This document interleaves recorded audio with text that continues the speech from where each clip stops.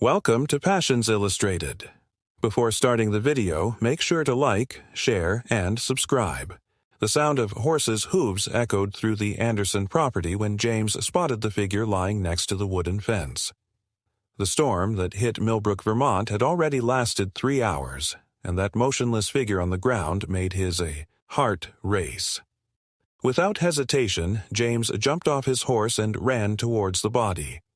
A young woman lay unconscious, her clothes soaked, and a small cut on her forehead. Even in that state, her natural elegance was evident from her soaked designer coat to the delicate features of her face. James didn't think twice before taking her in his arms and taking her to his home. The Andersons' modest farm inherited from his father was his greatest pride. By age 32, James had transformed land that once nearly went bankrupt into a thriving, organic apple-producing estate. As she carried the stranger across the wooden porch, her dog, Buck, a chocolate Labrador, followed her every movement with curiosity. Inside the house, heated by the fireplace, James placed the young woman on the living room sofa. Carefully, he cleaned the wound on her forehead and covered her with a blanket. Her hands, calloused from work, contrasted with the stranger's delicate skin, which was beginning to regain color. Minutes later, she opened her eyes, a pair of honey-colored irises that immediately captured James's attention. Where am I?" he murmured, trying to sit up. "Calm down," James replied in his deep but gentle voice. "You're safe. I'm James Anderson. I found you passed out on my property. How do you feel?" "Victoria," she replied, putting her hand to her head. "Victoria Bennett. I was riding when the storm started. My horse must have been scared." James noticed that she seemed to hesitate when saying his last name, as if she carried a weight that she didn't want to reveal. Victoria took in her surroundings, the simple but well-kept furniture, the family photos on the walls, the scent of apples and cinnamon that filled the air. "I need to make a call," she said, searching her sodden pockets for her cell phone. "I'm sorry, but the phone lines are down because of the storm. And the cell phone signal here is practically non-existent on normal days," James explained, offering a cup of hot tea. "You'll have to wait out the storm." Victoria accepted the drink, her hands still shaking slightly. As he drank the tea, his eyes met James's again, and something indefinable passed between them, a silent connection that neither of them expected. Over the next few hours, as the storm raged outside, James and Victoria talked. She heard about his passion for organic farming, about how he had modernized production without losing the family essence of the business. James, in turn, discovered that Victoria was a photographer, although she was vague about her other work. What Victoria didn't reveal was that in addition to her true passion for photography, she was the heiress of Bennett Tech, one of the largest technology companies in the country. For weeks, she had been running away from the pressure of assuming the presidency of the company, seeking refuge in small towns where no one would recognize her. As the night progressed, James prepared the guest room for Victoria. The storm showed no sign of stopping anytime soon, and something inside him rejoiced at the prospect. There was something special about this woman, something that went beyond her obvious beauty. "You must be hungry," James commented, returning to the room where Victoria was petting Buck behind the ears. "I'm no chef, but I make an apple pie that won 3 prizes at the city festival." Victoria smiled, a genuine smile that lit up her face. "I'd love to try it."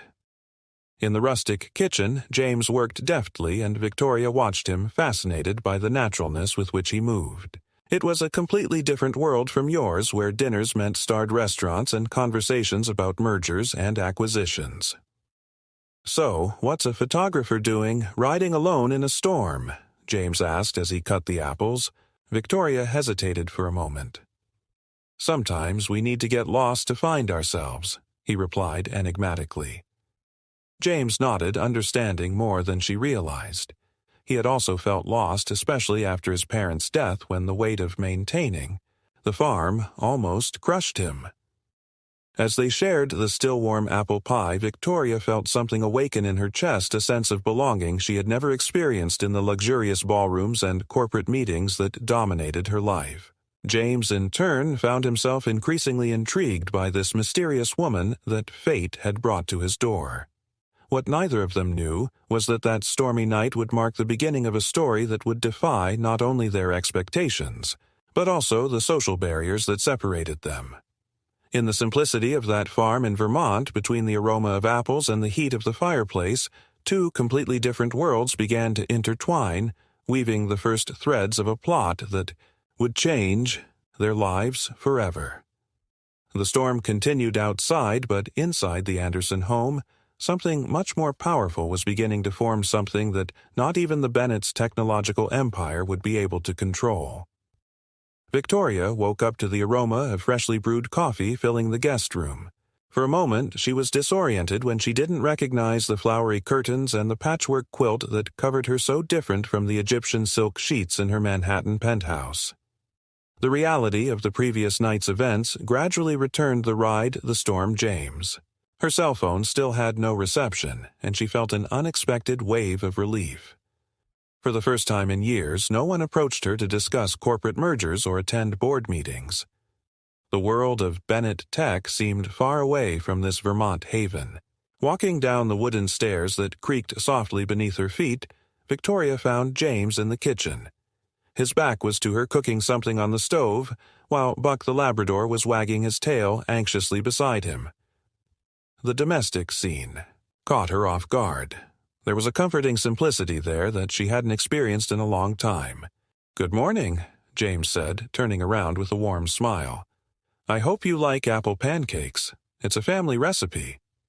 "It looks wonderful," Victoria replied, sitting down at the rustic kitchen table. "James, I really need to thank you for everything." "No need," he interrupted, gently placing a steaming plate in front of her. "Anyone would have done the same." But Victoria knew it wasn't true. In his world, acts of kindness always came with ulterior motives, contracts and clauses in fine print. James's genuine hospitality was something rare and precious. After breakfast, James invited Victoria to visit the farm. The day had dawned clear after the storm, and the autumn sun bathed the orchards in golden light. As they walked between the hiweiwa rows of apple trees, James passionately explained the organic growing process. "Each tree has its own personality," he commented tenderly, touching a gnarled trunk. "Some are more temperamental, others more generous. The secret is to learn their language." Victoria watched in fascination as James talked about his work. It was the complete opposite of the PowerPoint presentations and quarterly reports that dominated his life. Here there was a real connection to the land, to the process of creating something true. "How did you learn all this?" she asked, genuinely interested. "My father taught me most of it," James replied, a touch of longing in his voice. "He always said that true wealth is not measured in dollars, but in how much love you put into what you do." The words hit Victoria like a punch to the stomach. How many times had she sat in meetings where the only topic was maximizing profits without considering the human impact of decisions? During the afternoon, James showed Victoria the small lake at the back of the property, where a family of ducks swam peacefully. They sat on a wooden bench at the water's edge, and Victoria found herself sharing stories from her childhood, carefully edited to omit her true identity. "I always wanted to be a photographer," she confessed, "capturing real moments, not rehearsed poses. But my family had other plans." James watched her carefully. "It's never too late to follow your dreams, Victoria." The sincerity in his eyes made something awaken inside her. In all her privileged life, Victoria had never felt so seen, so understood. As the sun began to set, James suggested preparing dinner together. In the cozy kitchen, Victoria found herself laughing as she tried to peel apples for a new pie. His clumsy hands with household chores elicited good-natured comments from James. "For someone who's never cooked, you're not doing too bad," he joked, helping her cut the apples into even slices. Dinner was served on the balcony under a starry sky that would never be visible in Manhattan. The conversation flowed naturally, moving between light and deep topics with equal ease. Victoria felt increasingly reluctant to return to her real life. "You know," James commented as they helped themselves to pie, "sometimes life throws us unexpected detours that turn out to be exactly what we needed." Victoria felt her heart speed up. How could he know how much those words resonated with his current situation? The night wore on, and they remained on the porch, talking under the stars. Buck slept at his feet, and the sound of crickets created a soft melody in the background. Victoria realized that she was living in a moment that her photographs always tried to capture: authentic, pure, real. "I can lend you one of the horses tomorrow," James offered, "if you want to explore more of the region." Victoria hesitated.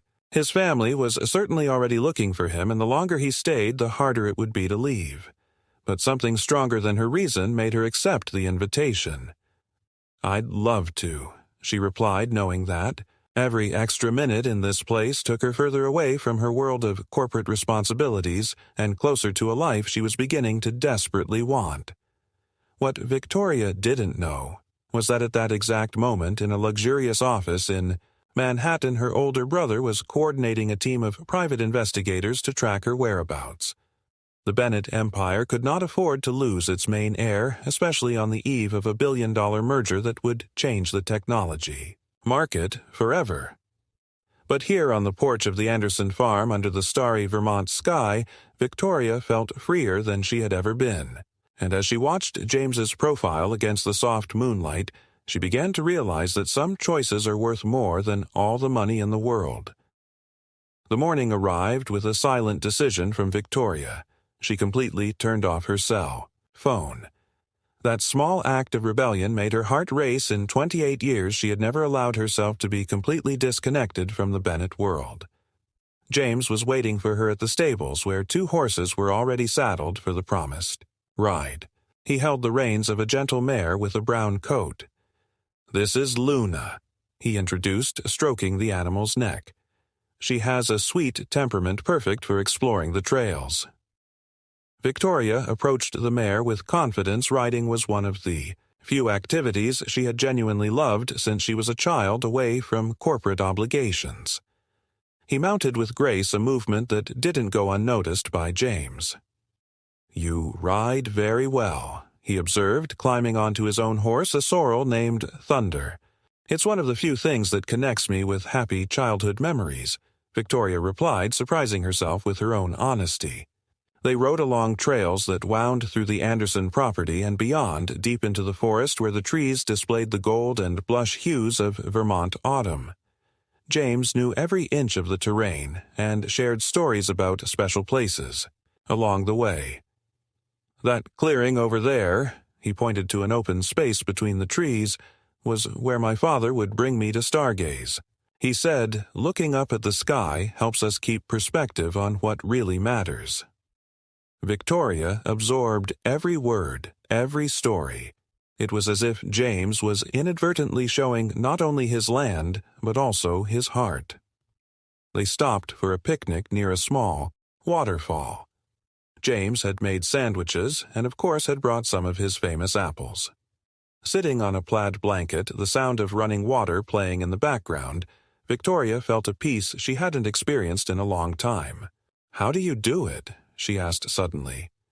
"Get what, seeming so at peace with everything, with who you are, with your life?" James thought for a moment before responding. "It wasn't always like that. After my parents died, I almost lost the farm. I was drowning in debt, trying to do everything on my own. That's when I realized that sometimes our biggest struggles take us exactly where we need to be." Victoria felt tears form in her eyes. "Sometimes I feel like I'm living the life that others chose for me," he confessed. James looked at her intensely. "And what life would you choose for yourself?" The question hung in the air, heavy with possibilities. Victoria looked at her hands, imagining them holding a camera instead of financial reports, creating art instead of analyzing charts. The moment was interrupted by the distant noise of a helicopter. Victoria's heart froze. She knew that sound well. Bennett Tech frequently used helicopters for executive transportation. "Must be tourists taking scenic drives," James commented casually, but Victoria was already on alert. Quickly they remounted and took a different route back to the farm. Victoria felt the weight of her reality approaching, threatening to destroy this little paradise she had found. Back at the stables, as they brushed the horses side by side, James noticed the change in Victoria's behavior. "Everything is fine. James E." She began wanting desperately to tell the truth, but fear paralyzed her. How would he react when he found out who she really was? Instead, Victoria did something impulsive. He approached James and, before he could think twice, kissed him. It was a soft kiss, tentative at first, but quickly turned into something deeper, more true than anything he had ever experienced. When they broke apart, James gently touched her face. "Victoria." "Please," she whispered. "Don't say anything yet. Just, can we enjoy this moment?" The rest of the afternoon passed like a dream. They cooked together again, laughed, shared more stories. But there was a new tension in the air, an electricity that made every glance, every accidental touch seem more meaningful. At night, sitting on the porch watching the stars, Victoria knew she was falling in love. And it was terrifying.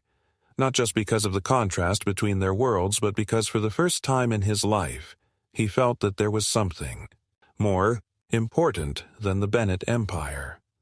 What she didn't know was that at that very moment her brother Alexander Bennett had finally tracked down her location. In less than 24 hours his refuge would be invaded by the reality he tried so hard to avoid. James noticed her uneasiness and held her hand. "Whatever is worrying you, let's face it together." Victoria squeezed his hand in response, wishing she could believe it would be that simple. But how can she explain that she was the heiress to $1 billion fortune? How to make him understand that his world was about to collide with his in a way that could destroy everything that was being born between them? For now, she chose silence, resting her head on James's shoulder as the stars twinkled above silent witnesses to a love that would defy not just distances, but entire worlds. The helicopter Victoria had heard was no coincidence. The next morning, as he helped James feed the horses, the unmistakable sound of tires on the gravel road made his stomach turn. 3 black SUVs approached the house, kicking up dust along the way. "Are you expecting someone?" James asked, noticing how Victoria instantly paled. Before she could respond, Alexander Bennett emerged from the first vehicle, his impeccable Italian suit contrasting grotesquely with the rural surroundings. Behind him, 2 corporate security guards and Clara Bennett, his mother, got out of the other cars.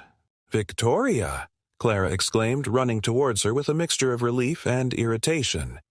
"Do you have any idea what you put us through? The tech global merger is in jeopardy?" James watched the scene with growing confusion. Victoria felt her world fall apart when she saw the look of incomprehension on his face. "Mom, please." Victoria tried to maintain her composure. "Can we talk in private?" Alexander, however, was already advancing toward James, his analytical gaze assessing the property. "So this is where the Bennett tech heiress decided to hide out. Interesting choice, sis." "Heiress of Bennett Tech?" James repeated, his gaze meeting Victoria's, which now brimmed with guilt and regret. "James, I can explain," she began, but was interrupted by her mother. "Victoria, the jet is waiting. We have a board meeting in 2 hours," Clara declared, already pulling her daughter by the arm. "No," Victoria protested, letting go. "That's enough. I'm no longer a child you can control."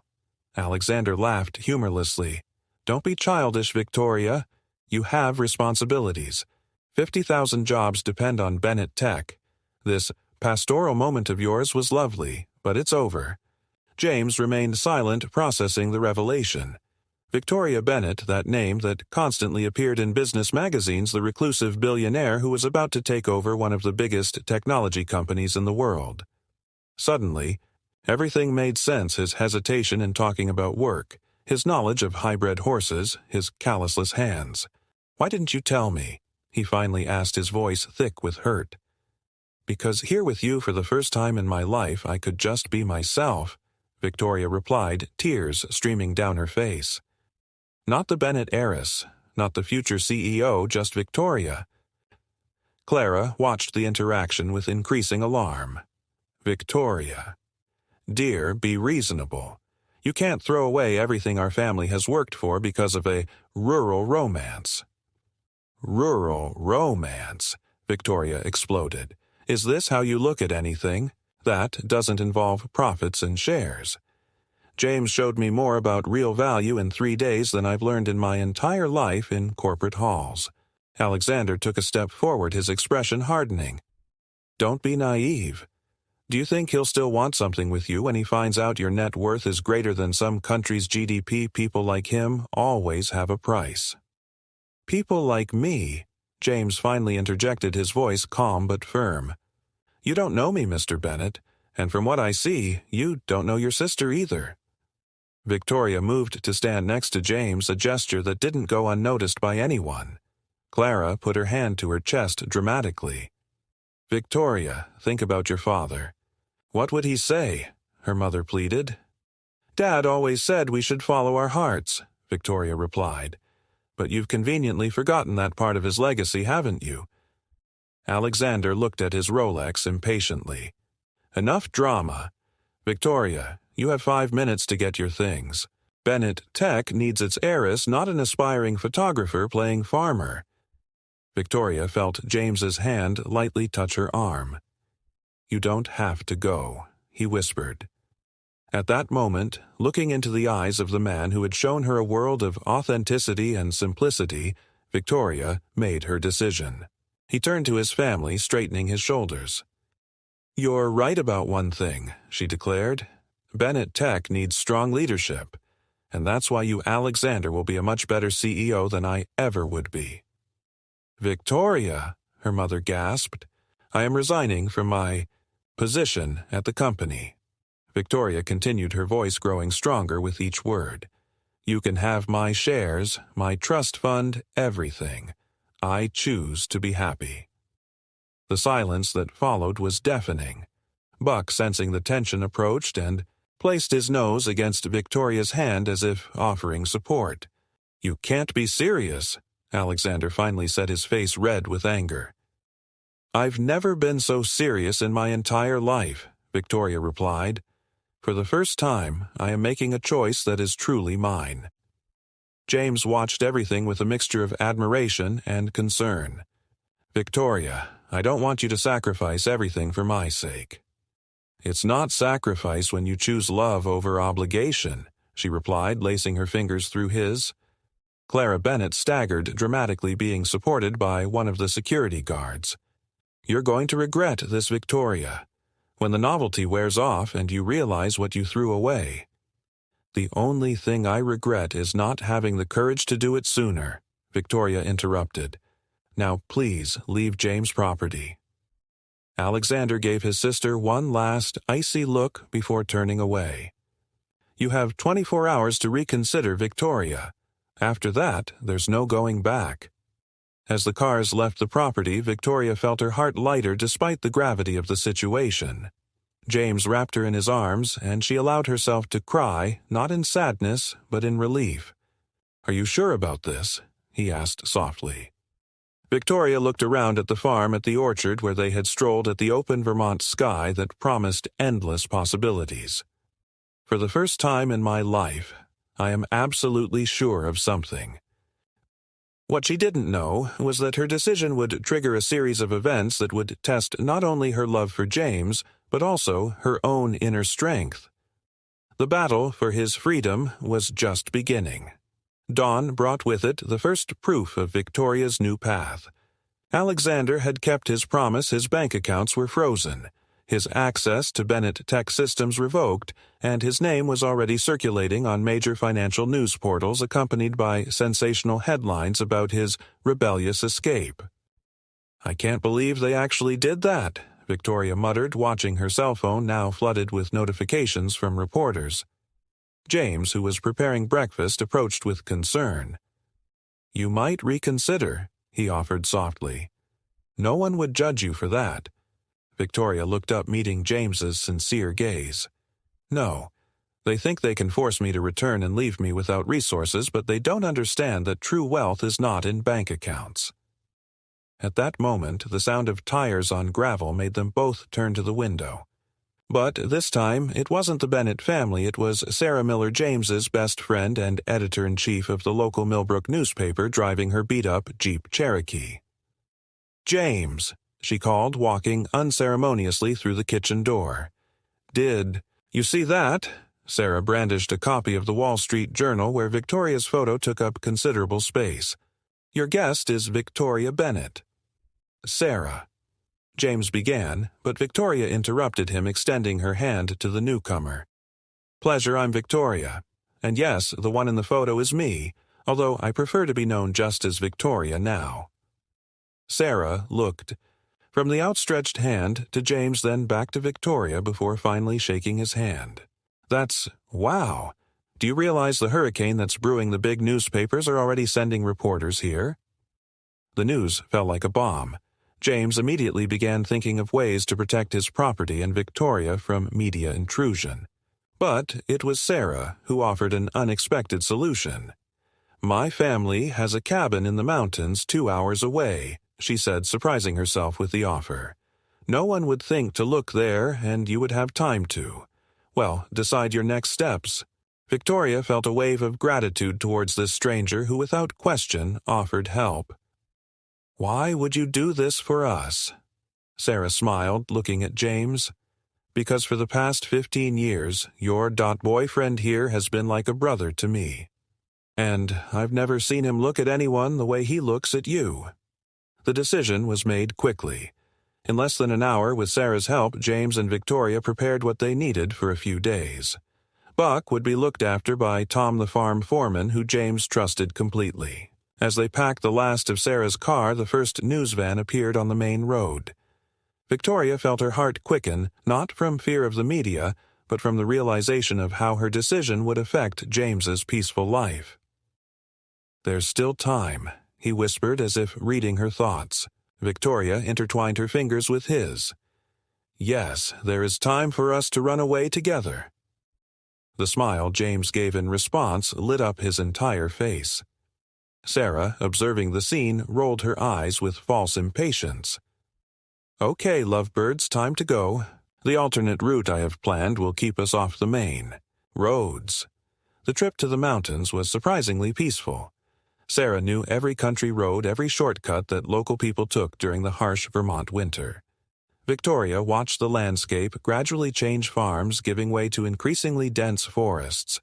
"My family has been coming here for generations," Sarah explained when they finally arrived at the cabin.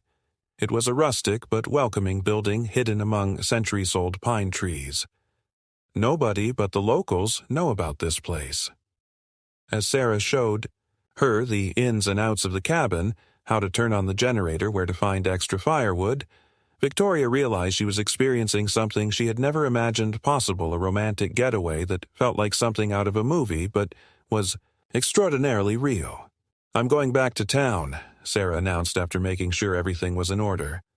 "I can keep you posted on what's going on over there." Before leaving, she pulled James into a hug and whispered something in his ear that made him smile and nod. To Victoria, she offered an equally warm hug. "Welcome to the family," he murmured before leaving.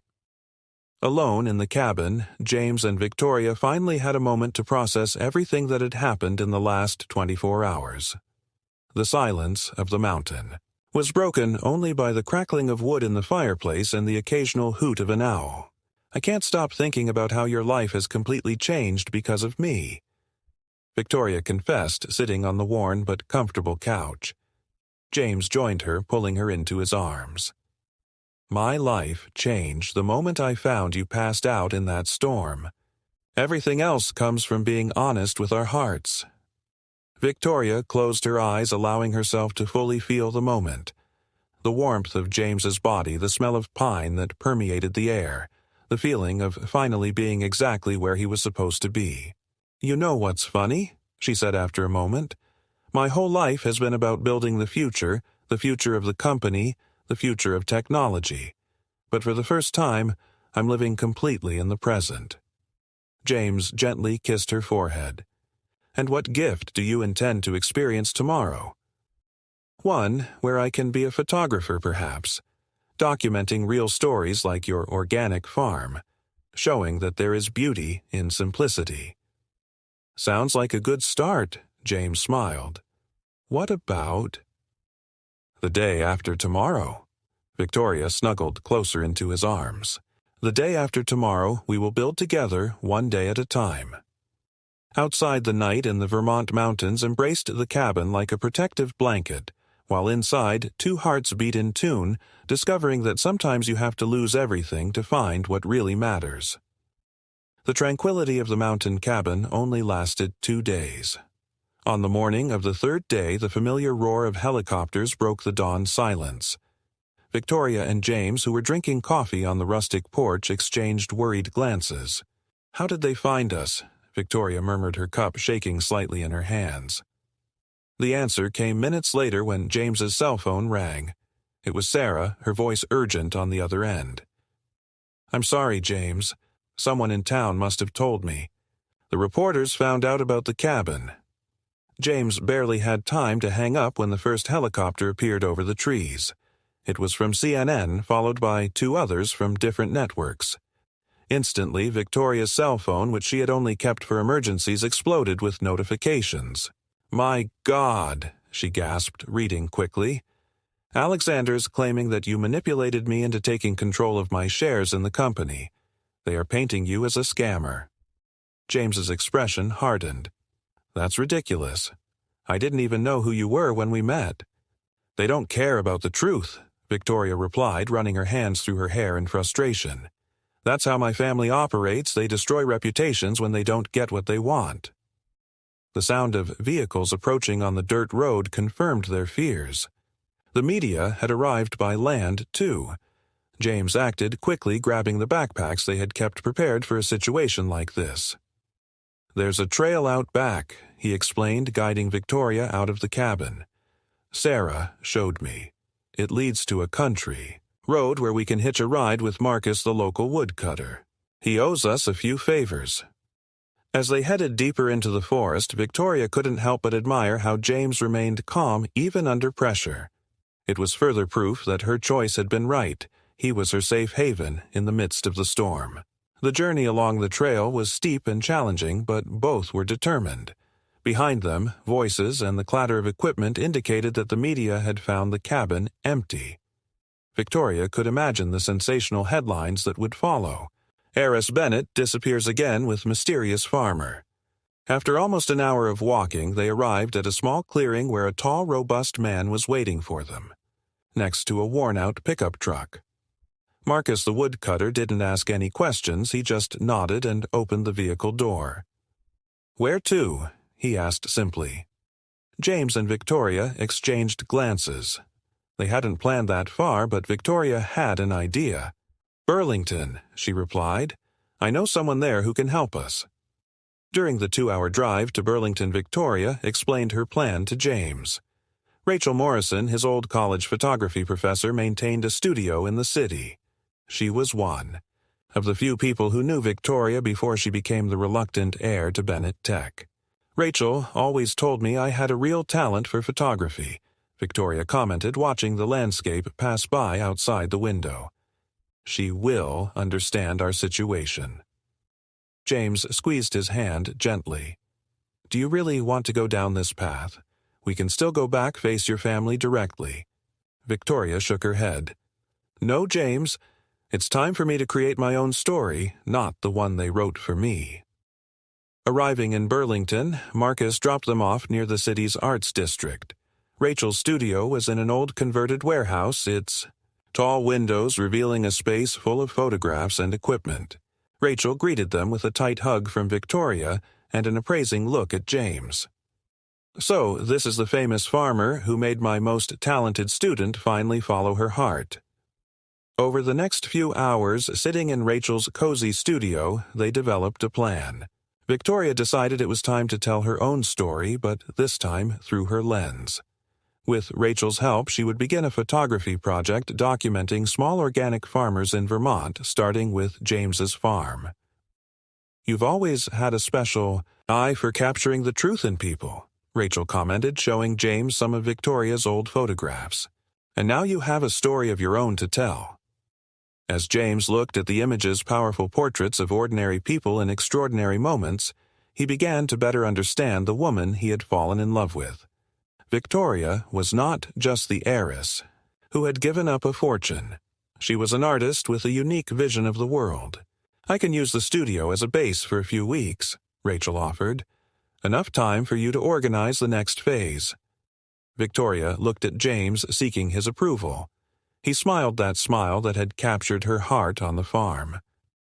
"I think it's time. The world got to know the real Victoria Bennett, or should I say, Victoria, the photographer." That night, while the media was still searching for them in the mountains, Victoria and James sat on the roof of Rachel's studio, watching the lights of Burlington. The autumn air was crisp, but the heat between them was enough. "You know what's funny?" Victoria commented, her camera resting on her lap. "All my life I've tried to escape the spotlight of the Bennett family. Now for the first time, I want people to see not the heiress but the artist I always wanted to be." James hugged her from behind, breathing in the scent of her hair. "And I will be here to see every moment of this transformation." What they didn't know was that Alexander Bennett wouldn't give up so easily. As the couple planned their future, in Burlington, he prepared his next move, one that would test not only their love, but also the very definition of family and loyalty. News of Victoria's photography project spread quickly throughout Burlington's artistic circles.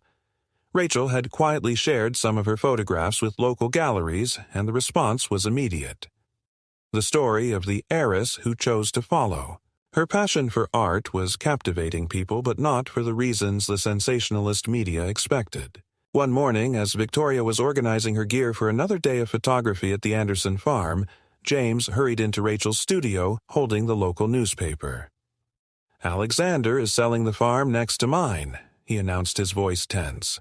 "He plans to build a Bennett Tech Research Center right next to my property." Victoria felt her stomach sink. It was exactly the kind of calculated move his brother would make, not a direct attack, but constant, suffocating pressure. "He wants to force us out," she concluded, running her fingers over the camera that now rarely left her neck. "Or force me to come back." Rachel, who was preparing coffee for everyone, approached with a determined expression. "Then, let's use that against him." Over the next few weeks, Victoria turned Alexander's threat into art. Her photographs began to tell a larger story, not just about her love for James, but about the struggle between tradition and progress, between sustainable agriculture and unbridled development. The project took on a dimension that no one expected. Local farmers, seeing their stories portrayed through Victoria's lens, began speaking out. The traditionally reserved Vermont community was rallying around the cause. James, initially worried about the exposure, found himself admiring Victoria even more. She had turned their pain into something meaningful, something that could help not just them, but an entire community. "You're really making a difference," he commented one afternoon as Victoria photographed a group of children learning about organic farming on their farm. "And you didn't need a corporate empire to do it." The decisive moment came when an important gallery in New York offered space for an exhibition of Victoria's work. The Heart of the Earth would be an exhibition that combined his photographs with stories from local farmers, including documentation on the aggressive tactics of corporate expansion. Alexander, of course, tried to prevent exposure. Legal threats were sent, pressure was put on sponsors. But Victoria was prepared. With the help of Rachel and a local environmental lawyer, she had documented Bennett Tech's every move against the farming community. On the exhibition's opening night, Victoria and James held hands as the first visitors arrived. The gallery was full art critics, environmentalists, Vermont farmers who had made the trip to New York, all mixed together in a unique celebration. "Victoria." Her mother's voice made her freeze. Clara Bennett was standing in front of one of the largest photographs, an image of James at sunset surrounded by apple blossom trees. "Mommy." Victoria replied, feeling James's hand squeeze hers gently in support. "Your father would have loved this," Clara said softly, surprising everyone. "He always said you had his eyes not just for business but for seeing beauty where others see only numbers." Victoria felt tears forming. "Why are you here?" "Because I finally understand," Clara replied, turning to face her daughter. "Alexander is wrong. The Bennett strength was never about money or power. It was about passion. Your father built the company because he loved innovation. You found your own passion." At that moment, Alexander burst into the gallery, followed by his lawyers. But he stopped abruptly when he saw his mother next to Victoria. "It's over, Alexander," Clara declared with authority. "The board has now been informed. Victoria will retain her shares, but as a silent shareholder. The Anderson farm and surrounding properties will be protected by a conservation trust." "You can't do that," Alexander protested. "I can, and I did. I'm still the president of the board." Clara smiled. "And most importantly, I'm still a mother. It's time for our family to remember what really matters." The exhibition was a resounding success. Victoria's photographs didn't just save Vermont farms, they started a movement. Other farming communities began using art and storytelling to protect their lands and traditions. A year later, Victoria and James were married in a simple orchard ceremony. The apple trees were in bloom, like in that photograph that had touched Clara's heart. Rachel was the official photographer, of course, and even Alexander showed up bearing a surprising gift documents permanently protecting all the farmland in the region. "Maybe you were right," he admitted during the reception. There is more than one way to build a legacy. Victoria, now an award-winning photographer and environmental advocate, has found her true purpose. James continued to expand his organic practices, now helping other farmers do the same. Together, they proved that sometimes you have to lose an empire to gain a kingdom, one built not on money but on love, purpose, and the courage to choose your own path. On the wall of their house, next to the award-winning photographs and newspaper clippings, there is a simple black and white image, Victoria and James on the farm's porch on that first stormy night. It's a constant reminder that the greatest love stories begin not with grand gestures or fortunes, but with simple acts of kindness and the courage to be true to yourself. And so, among the apple orchards of Vermont and the halls of art galleries, Victoria and James built not just a life together, but a legacy that transcended both the corporate and agricultural worlds. They proved that true success is not measured in dollars or shares, but in the ability to follow your heart and make a difference in the world, one camera click, one apple, one moment of truth at a time.